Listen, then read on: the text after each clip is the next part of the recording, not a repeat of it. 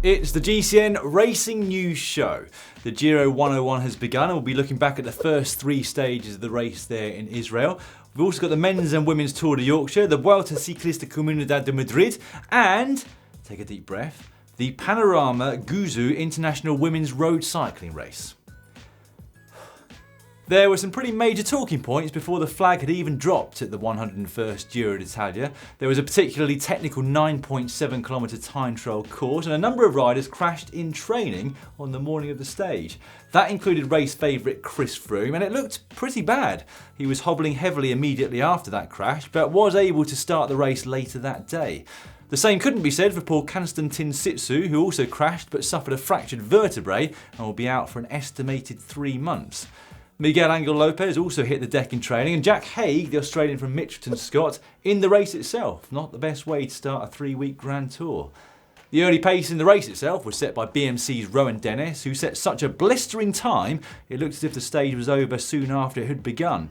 European time trial champ Victor Campenaerts of Lotto Fixall came close, finishing just a few hundredths of a second behind the Australian TT champion. But then Froome, Dowsett, Mullen, Tony Martin, they all came but weren't able to conquer. And eventually, the only person to stand between Dennis and the pink jersey was the last man off the ramp, wearing both the number 1 and the rainbow stripes, Tom Dumoulin. And much to Dennis's disappointment, his time in the hot seat came to an end. It couldn't have been a better start for last year's overall winner though, Tom Dumoulin.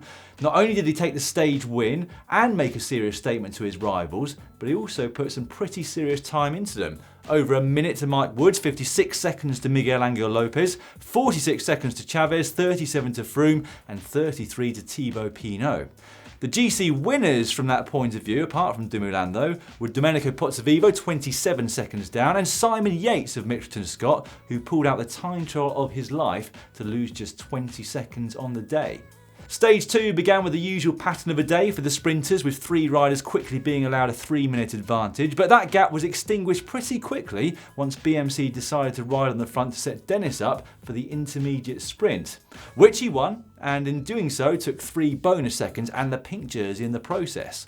For a time trialist, it was a pretty decent effort. According to Velon, he hit 1,380 watts at a max and averaged close to 900 watts for 24 seconds.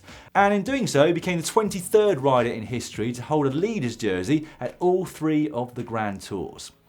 In the end, Elia Viviani continued Quick-Step's near-perfect season by taking the win in a sprint.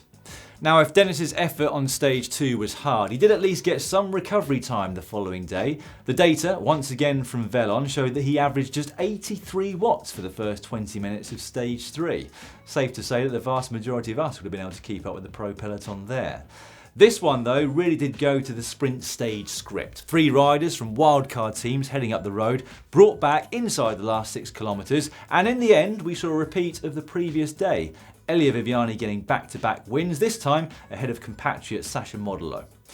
A quick reminder though, before we move on to other races, that if you have access to the Eurosport app, we are doing a daily highlights package throughout the Giro d'Italia with expert analysis of all the key moments. Not from us, you understand, but from proper experts. The race will now take its first rest day, where the riders and the entire race entourage will fly down to Sicily and Italy, where they will resume with stage 4 tomorrow.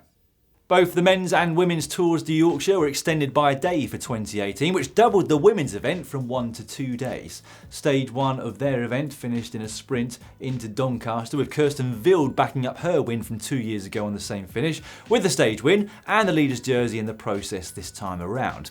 It was a pretty dominant display by the Dutch woman, who looked basically in a class of her own.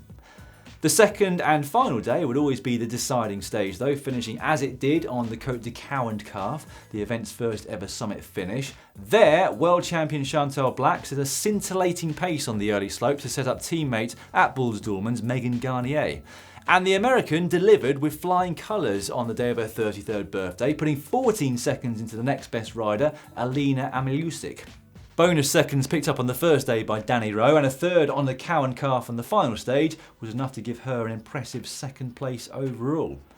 The men's race kicked off with a day that looked set for the sprinters, but they hadn't banked on a very strong breakaway that ultimately proved too good.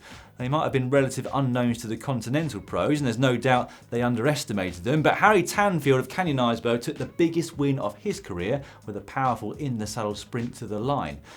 Tanfield recently took a silver medal at the Commonwealth Games time trial, and the 23-year-old certainly looks like he could go on to some great things in this sport. Day 2 finished on the same cow and calf climb that the women had ridden earlier on in the day. All eyes there were on Olympic champion Greg Van Avermaet of BMC Racing. But he was made to look remarkably slow when Magnus Cort Nielsen of Team Astana accelerated towards the line, the Dane taking the stage and the overall race lead, which he extended the following day by finishing second to Max Valscheid of Team Sunweb into Scarborough. However, everything was always going to hinge on the final day, the Queen Stage, or the Yorkshire Terrier Stage as it became known. Close to 3,000 metres of climbing, 189.5 kilometres, 6 classified climbs, countless unclassified climbs. It was a brutal stage, and the pace too was pretty brutal from the gun. It wasn't long before Stefan Rossetto found himself up the road with just Max Stedman of Canyon Iceberg for company. The duo forged a decent advantage over a strong counter-attack, but it did feel like it was mission impossible in terms of a stage win. However, we were, or at least I was, wrong. Nothing new there. I know you're saying that back at home. Rossetto forged ahead solo with still over 100 kilometres remaining, but somehow found the strength and resilience to hold everyone off and produce one of the rides of the season so far. That was as impressive a victory as you will ever see. Chapeau to you, Stefan. In fact, we shall make you this week's GCN Rider of the Week. I still can't get around the kind of power that he must have produced for that stage win on Sunday. The GC battle ignited with 25 kilometres remaining, and it soon became clear that overnight race leader Magnus Cort Nielsen didn't quite have the legs that he needed. He got dropped whilst BMC had strength in numbers at the front. Despite a very strong showing from Eddie Dunbar of Aqua Blue Sport, the team, BMC and Greg Van Avermaet managed to control things all the way to the finish line in lead and did enough to secure themselves both the team prize and the overall GC with GVA, a victory which he dedicated to the late Andy Rees, who sadly passed away a couple of weeks ago. Down in Spain, we had the 3-day Vuelta Ciclista Comunidad de Madrid, a notoriously tough 3-day race. We had quite a nail-biting finish to the overall classification there, with Portuguese rider Edgar Pinto overhauling overnight race leader Fabio Duarte simply through his finishing position on that final stage.